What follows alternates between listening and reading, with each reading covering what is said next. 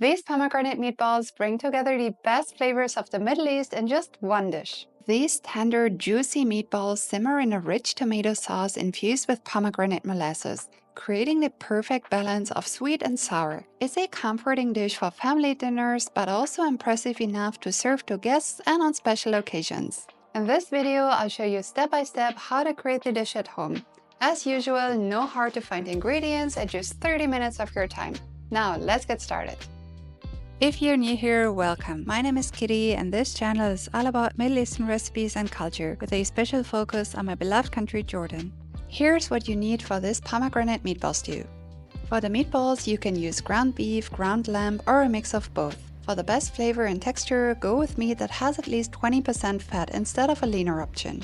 Fresh flat leaf parsley adds flavor and helps bind the meatballs. I'll explain more on that later in this video. Garlic cloves, a regular yellow onion.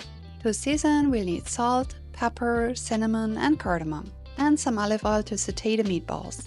For the sauce, we need tomato puree, store-bought or made from scratch, pomegranate molasses, which makes for the sweet, sour taste that defines the dish, a regular yellow onion. To season the sauce, we'll use the same spices as for the meatballs: salt, pepper, cinnamon, and cardamom. And last but not least, we'll need a fresh pomegranate, or if out of season, frozen pomegranate seeds. You'll find the list of ingredients with amounts in the description box, along with a link to the printable recipe instructions. Ready to make this delicious Middle Eastern pomegranate meatball stew? Let's get started. Let's start by preparing the fresh ingredients. Some of them will go into the sauce and some into the meatballs. Begin with the onions. You'll need 2 small yellow onions. One should be roughly chopped for the sauce, the other one very finely for the meatballs. If you're struggling to dice finely by hand, you can pulse the onion in a food processor. Personally, I think that chopping with a knife is quicker and gives better control. Next, peel and crush the garlic cloves. You can use a garlic press, mortar and pestle, or the flat side of a knife, whatever works best for you. Now finely chop some flat leaf parsley. The finer the texture, the better it will bind with the meat. Once everything is chopped, let's mix the meatball ingredients. In a large mixing bowl, combine the ground beef, finely diced onion, parsley, and crushed garlic. Then add the seasonings: salt, pepper, cinnamon, and cardamom. Now knead everything well using your hands. This helps bind the mixture thoroughly and evenly distributes the flavors. By the way, this meatball mixture doesn't need any eggs or breadcrumbs. The onion and parsley act as natural binders.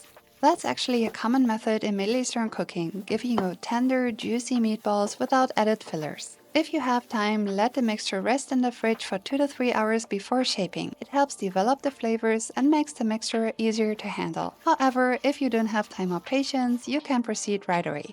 Since pomegranate is an essential ingredient in this dish, let me show you an easy way to open and deseed one.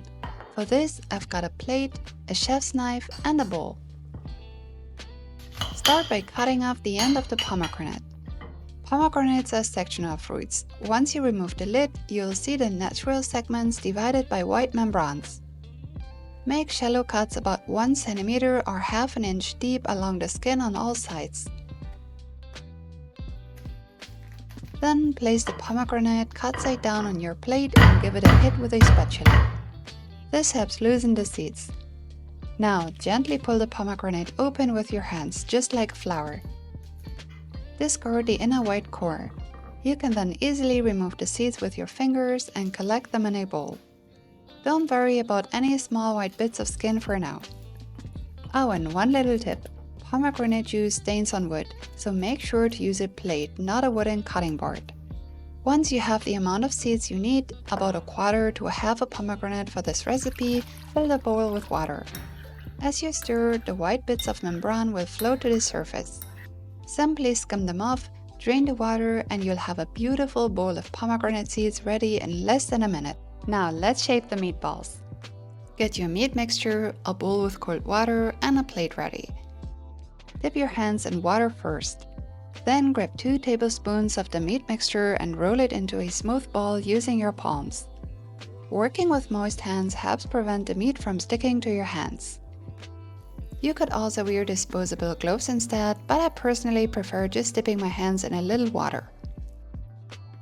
Repeat until all meatballs are shaped. You should end up with about 20 to 22 pieces.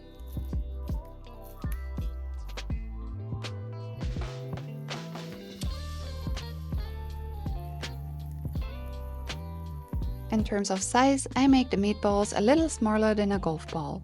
That's just the right size for the best flavor and texture.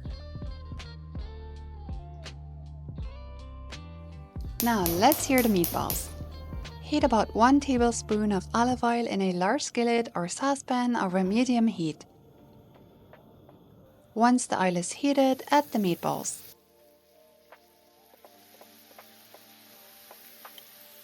Fry them for 3 to 4 minutes, turning occasionally so they brown evenly on all sides. Don't worry about cooking them all the way through at this point. We're just building flavor and texture. After about a minute or two, the meatballs should have slightly browned on the first side, and that's a good moment to flip them over and cook them from the other side.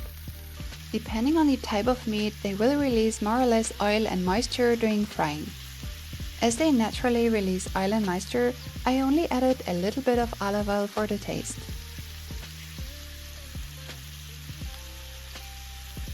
Once browned, remove the meatballs from the skillet and set them aside, but leave the oil and brown bits in the pan.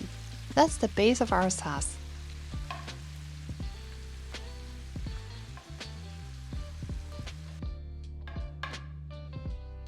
We don't need to clean the pan and add any new oil, but instead we are going to repurpose the oil and moisture from the meatballs, which adds flavor to our sauce.